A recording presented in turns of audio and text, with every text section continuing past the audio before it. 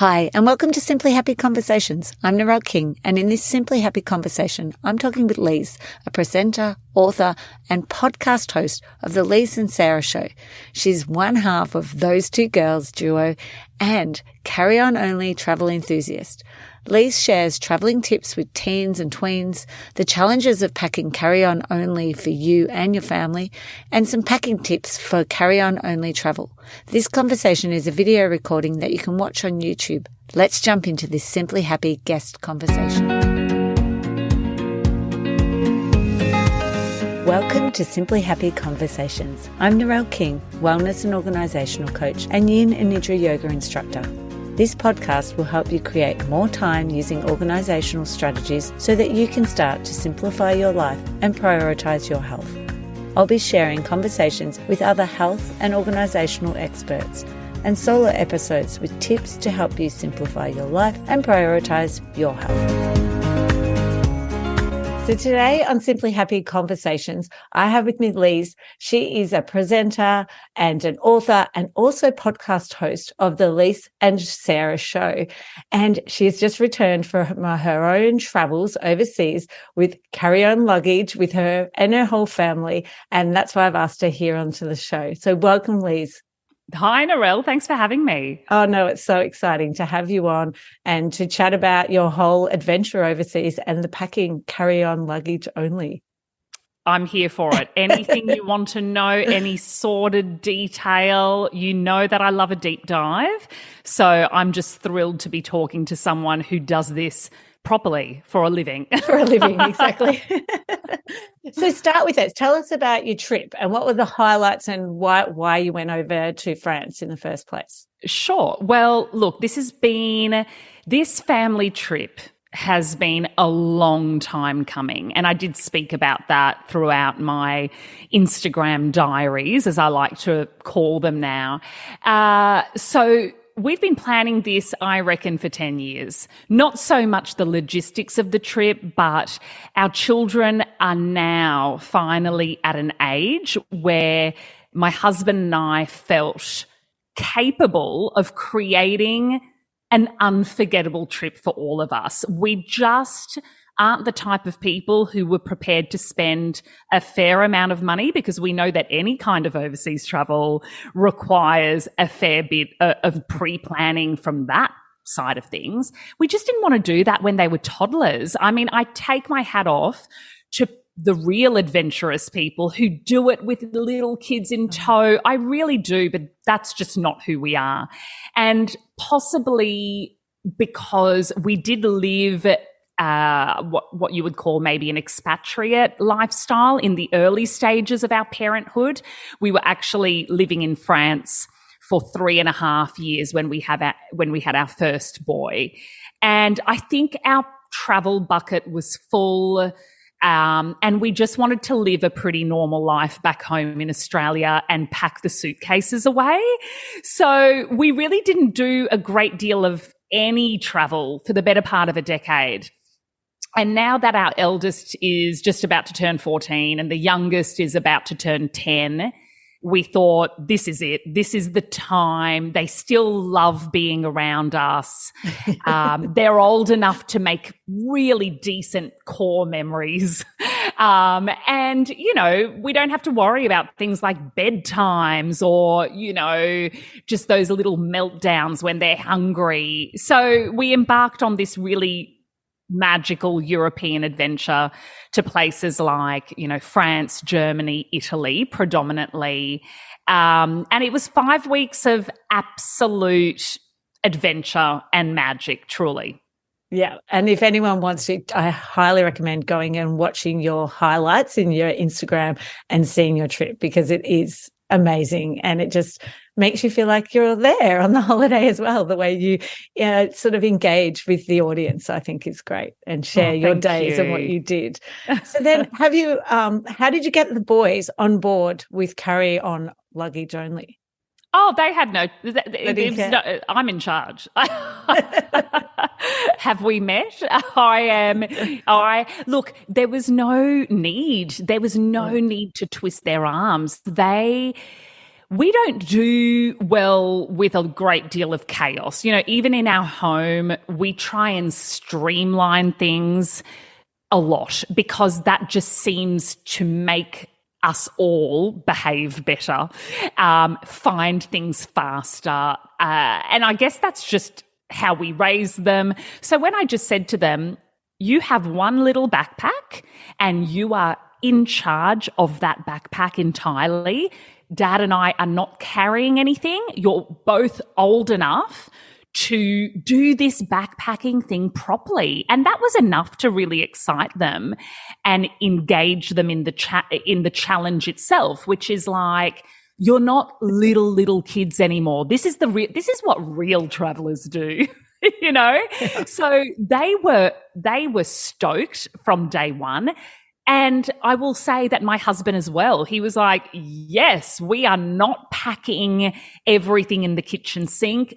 Neither of us wanted to spend any energy on any part of this trip rifling through bags and dealing with mountains of laundry. We just didn't want that for ourselves. So it was easy to get them on board. Whereas when I've mentioned your name and your account to some other friends, they're like, oh, no, that is not me at all. So have you always been like this, even prior to kids, is packing light?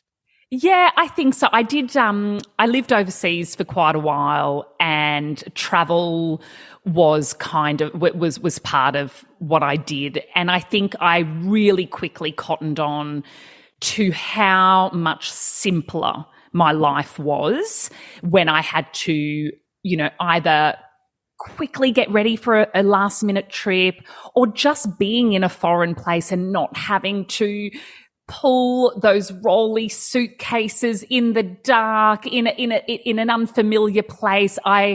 From a young age, I would say in my mid to late 20s when I was traveling a lot, I very quickly understood the benefits of being flexible and agile with my belongings. So yeah, and like, even though I am a girly girl, and I know that a huge part of traveling for particularly women our age is the joy of having multiple outfit changes and, you know, options. So many of my girlfriends are like, why would you take the fun out of it, Lise? Half the fun of being in Tuscany is trying to decide, what am I going to wear for drinks tonight? I get that. I totally get that. But this was not the trip for that. Yes. Yeah. So if I'm very clear in saying, if I were to do this with my sister and a couple of girlfriends, I would probably do it differently again. Yeah. I just think for a young family, our goal, our mojo was all about, let's just experience heaps of stuff and not be bogged down by the boring logistics of packing and unpacking. Yeah. Didn't want that. Not a bar of it. And so was there a piece of clothing that you wish you had have taken that you didn't take? No. And was there a piece of clothing that you took that you wish you didn't take, though? Yeah, probably. I did pack sort of like an oversized denim jacket, yes, which I do love. Yeah. I did wear it. I probably wore it 3 times, which I figure not bad. But compared to the wear I got out of other pieces, I would say that it weighed me down. Yeah. And because it was sort of like it's one of those sort of larger, heavier denims, it was quite heavy. So when I think of what else I could have brought in lieu of that, I think, yeah, that was probably a misstep. Did you have the blazer in the end? I did. I had my linen blazer, okay. And did you which use I loved. That? Okay. Yeah, probably. And so much lighter. Yeah. Oh, great. So then tell us about your traveling with like teens and tweens. What were some of the challenges or some of the things that we need to keep in mind? I think what worked really well for us is really playing on that whole independence factor. I gave them 2 things that I think really paid off. One of them was a crossbody bag, like a little, we called them their man satchels. Imagine a bum bag, but that you strap across your chest. And I just picked them up from Kmart. They were $10 and I thought, I'll take a punt on this. And single-handedly, that item transformed, I suppose, how they felt about themselves in this trip. So things that went in that satchel included, your little bottles of hand sanitizer each, a roll of sunscreen. They had their Tic Tacs and all the random stuff they like to bring along. Fidgets. So yeah, my youngest had like little things that they like to have on their person. They had a bucket hat that they'd throw in there, even down to their toothbrushes, which were obviously in like a toothbrush case, individual toothbrush case. But Narelle, just not having to think about packing that for the other members of my family. I'm not their slave. I repeat, I remind them of this on the daily. I'm trying to raise independent, thoughtful and capable young men. If you can't pack your toothbrush for yourself, we've got bigger problems here, So it was really just drilling into them. This is yours. You've also got your backpack. You're in charge of both. And that really worked for us. The other thing that we loved and so simple was a pair of little slides for them. Like we just went with a Birkenstock style sandal. I certainly didn't pay premium dollar for them. I think I got them from Big W or Target. But they were sort of chic enough that they didn't look like a pair of rubber flip-flops. They went back with everything. And again, that ease of wear and flexibility and speed, it's like, let's get out the door, slides were on. Yeah. That really, really helped.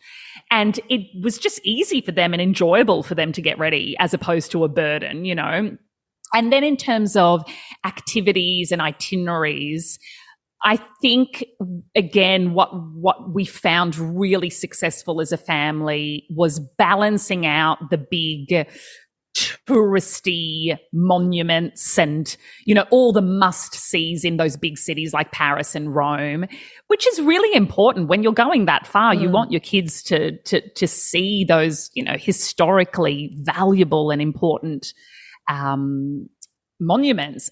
But if you're going to be really honest with yourself, it's not what they love the most. It really just isn't. And it's not that, that's relative to age. When they're 18 and 20 and what have you, they will make their own adventures and do what they want to do. And maybe they'll be interested in seeing the Sistine Chapel.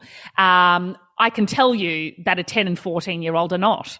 No, my son would be wanting to look at Pokemon, what special Pokemon France has, but not the building. That's right. So I think it's sort of like you can either wrestle with that and get really upset about it, or you can say, today we're going to the Colosseum and we're going to go check it out and maybe do a guided tour or what have you.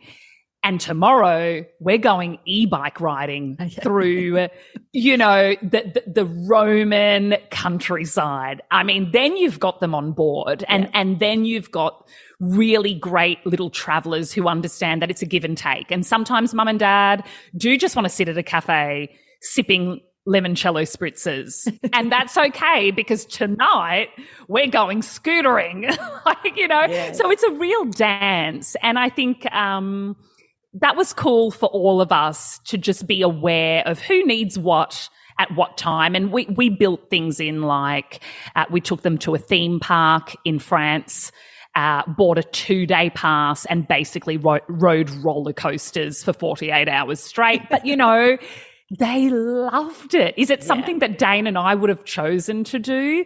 Probably not.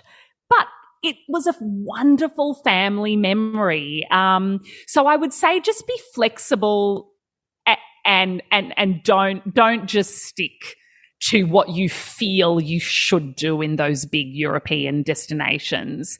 And then I'll probably just throw in 2 extra ones that we found worked super well.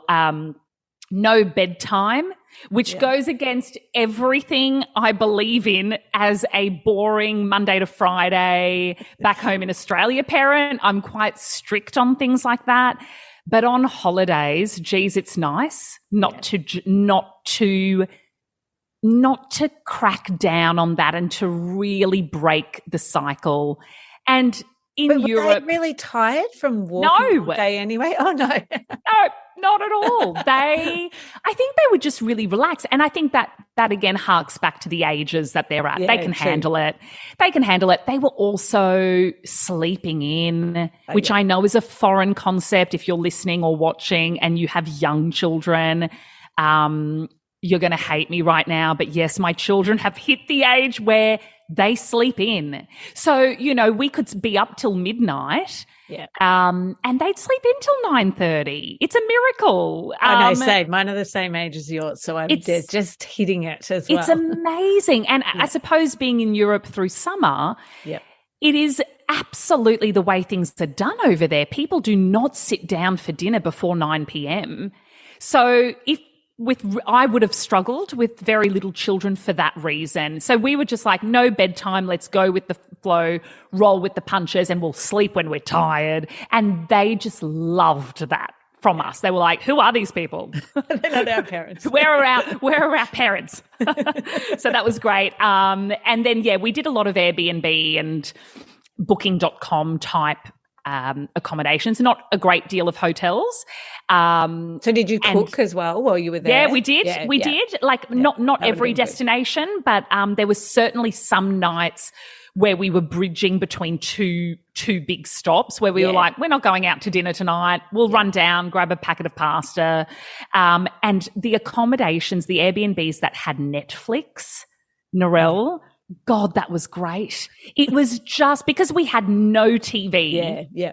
There was no TV watching for 5 weeks. The kids don't really have devices. They just use mine. Yeah. So to get to an accommodation and, you know, it wasn't all of them, but to have the Netflix there, oh, my God, that was just brilliant for them, just to have a little bit of downtime. Yeah. So I would say if you're doing a lot of traveling like we were and somewhere's got the streaming services, that'll give you a bit of respite. Oh, that's an awesome tip. Yes, definitely. Something to look out for when you're booking your accommodation. Yeah. So when you were doing it, what were some of the challenges of packing your bag? They are hilarious, your highlights of that. So you have to go back and watch the first part and make sure you're not cooking or doing something and then get stuck in and forget about everything else or putting kids to bed or anything. You have to spend time to watch your highlights. Don't do what I did. So what are some of the challenges you found with packing? Because it looks like it's just great fun to me as a professional organizer, but I'm sure other people would be like, no, that looks like hell. Yeah, look, I had so much fun with it because I really went down a rabbit hole, let's be honest. The extent and the detail that I went to, mostly because the main challenge was that the airline we travelled with, they stipulate that each individual can carry on 7 kilograms.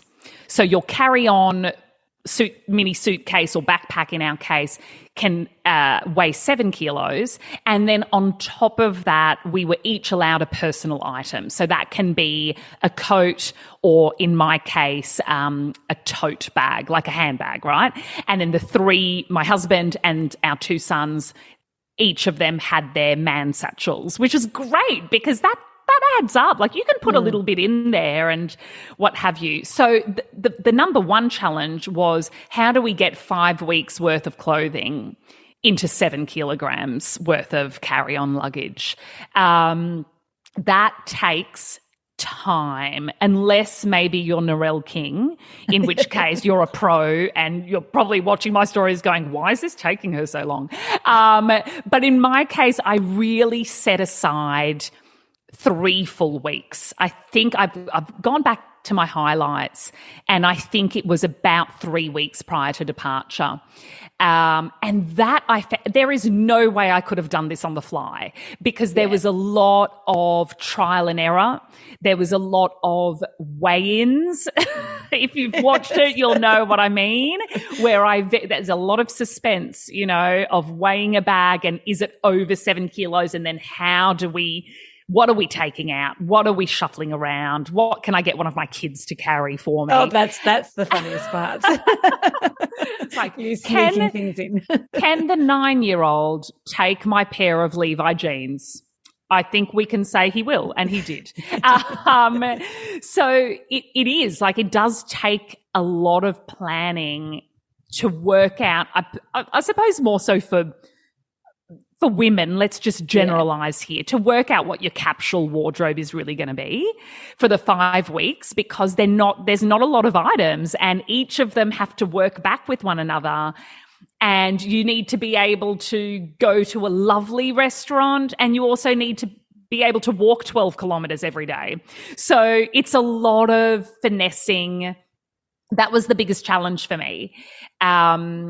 So, yeah, but look, I really enjoyed it. And then working out, what tools do I need to make this easier on myself? And I think those who have watched the stories will see that I relied heavily on a rolling rack, sort of like a clothing rack that I ran out to Target.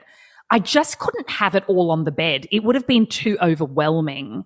So I thought, if I have some sort of rack, like in a shop, and good idea, I put everything up, and then I can really have a visual understanding of, oh, hold on, I've already got 5 T-shirts up there. That's ridiculous. Whereas if it's all on the bed, it can very quickly become too much. Yeah, that's definitely a great point, having it hanging. And it's funny, I've worked with a lady who's a dancer, like, you know, ballroom dancers, and she has a rack, but then also she wanted hooks put at her height so that she can stand next to it, and she can put the outfits to make sure that they line up. So the top hook needed to be right near where her like shoulders are, and then down low. So, you know, we were measuring her to get the hooks right. But yes, that made a huge difference, she said, by being able to see them out. Yeah, absolutely. And I can imagine for you, it would be the same thing. Yeah. What about your shoes? Because that was interesting, getting shoes that are going to be comfortable, that are going to look good with everything you wear, and light, really, isn't it? Yeah. So I traveled with 3 pairs of shoes. One of those was a pair of New Balance sneakers that really worked for those long walking days and active days, but also worked for a street, you know, like a cool sort of street fashion look. You know, they sort of went back with everything. They were neutral enough that they're not leery. They're not a black Nike sneaker, which is originally what I was going to take for all my active days, until everyone pointed out, no, you can't bring 2 pairs of sneakers. Yeah. You just can't. There's no room. And they were so right. So the New Balance sneakers were really a key element to my capsule wardrobe. Then the 2 other pairs were actually the same pair of sandal, but one in black, one in nude, like a neutrally tan color. And they were very flat. I'd worn them in the previous summer, so I had tested their comfort levels, and thank God for that, because they're the only shoes you have, so they need to be really comfortable. And they were very flat and took up hardly any room at all. And those 3 shoes worked back with every single thing I packed at any given point. I did also pack a pair of, I don't really count them as a 4th shoe, because they were more like a plastic Birkenstock style, you know, the ones that you can hose off. They weigh about 10 grams. And I knew that we had a couple of boat days, a couple of beach days. And I thought, do I want to be doing up a buckle on a leather sandal when I'm going to? No, like and I'm so glad I packed those, because I did use them a lot. So yeah, but it took me ages to come to those conclusions. It was not immediate at all.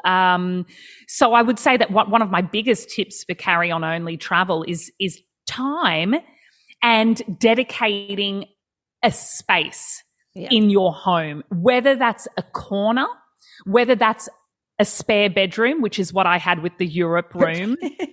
But I also have had people send in their sort of interpretation of the Europe room.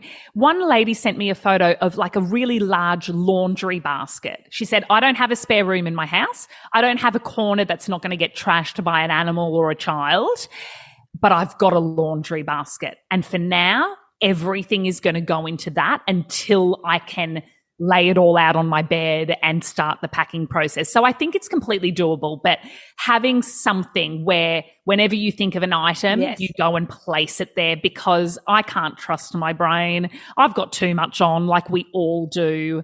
Yeah. So the minute you think about it, action it. That would be what I'd say. Yeah. Yeah. And one last area then, what about around makeup and, like liquids, because that's been already, like, we've got a trip planned for the school holidays for Malaysia. And my daughter was like, what about the liquids, Mum? Yeah. Well, I've got the 20 kilos, so that's fine. I'll carry it. But yeah, if you don't have 20 kilos, how did you work around that? So with carry-on only, across the board, it's 50 mil, I think, or it's under 100 mil that you can carry on. Otherwise, if any product or liquid or what have you exceeds that 100 mil, you've got to check that luggage in. So we obviously were really strict with that.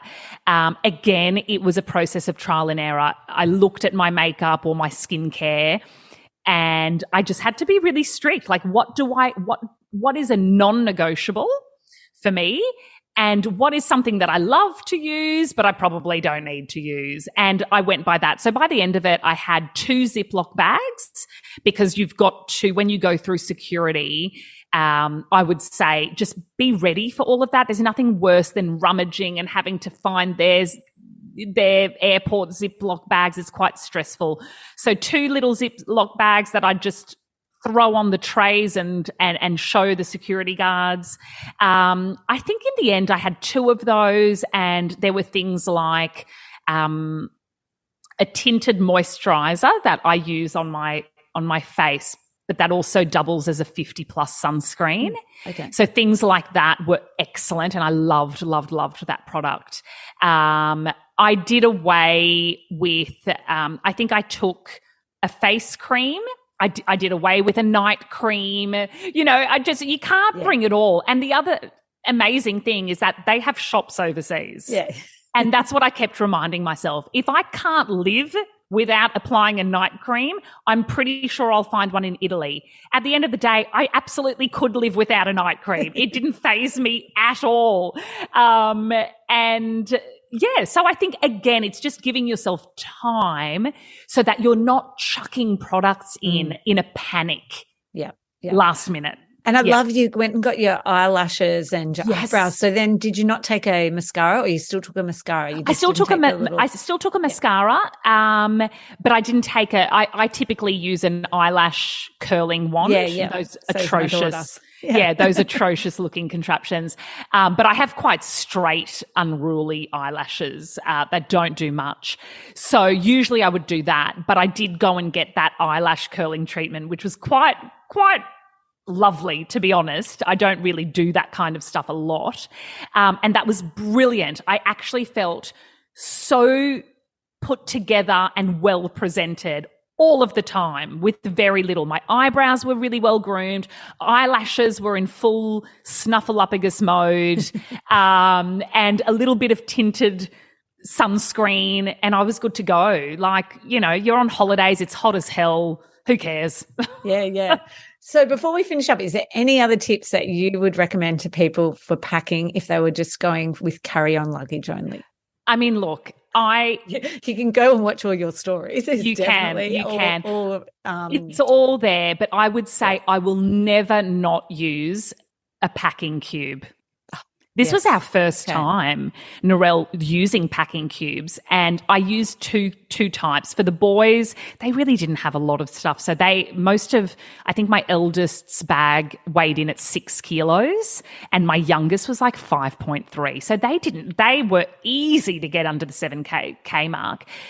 So they just got ordinary packing cubes. But my husband and I went next level and we did the compression packing cubes, which we found brilliant for larger sized clothing. So adult clothing or those bigger pieces like a blazer or a pair of trousers.